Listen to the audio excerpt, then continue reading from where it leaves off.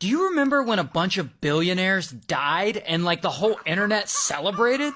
Well, it all starts with this guy. His name's Stockton. And Stockton is a pilot and an engineer, but what he really wants to do is explore the universe, like Captain Kirk on Star Trek. But one day in 2004, when he's 42 years old, he decides to do just that. Except he's gonna start specifically underwater. And so he starts renting private submarines to travel down into the deep. And he is shocked at how few submarine rentals there are out there. And so after a little research, he starts thinking, hey, I'll build a private submarine myself and I'll let people rent it from me. So in 2009, that's what he does. Stockton starts his own company, OceanGate. Hi, my name is Stockton Rush. I'm the CEO and founder of OceanGate. Then in 2016, he and OceanGate start taking tourists in a small submarine to tour underwater ruins from this Italian shipwreck. That's pretty cool. But that's apparently not enough for Stockton. He's thinking bigger. He wants to take tourists down to a destination that's really hard to get to.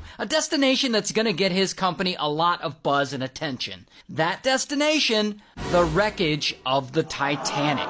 And so Stockton gets to work and he starts designing a submarine that can withstand the pressure of the ocean at 13,000 feet deep. And old school standard submarines, they're too expensive and way too big. And Stockton, he wants his to be cheap. And so, boom, he starts building it. He apparently cuts some corners on the material he uses on it, and he adds a bunch of other pre-made parts so that OceanGate can save some money. And he also installs a Logitech video game controller to steer it. Now, he does get a lot of criticism for this, but I actually looked into it, and it's apparently not uncommon to use Logitech video game controllers to control certain parts of submarines. So he's not entirely crazy for installing one on his, apparently.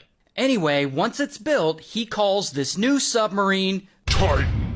And it ends up being about the size of an SUV. And so Stockton tests the Titan without anyone inside to see if it can withstand the pressure, and actually, it holds up. And so it looks like his dreams are gonna come true. He's actually gonna get to explore the ruins of the Titanic.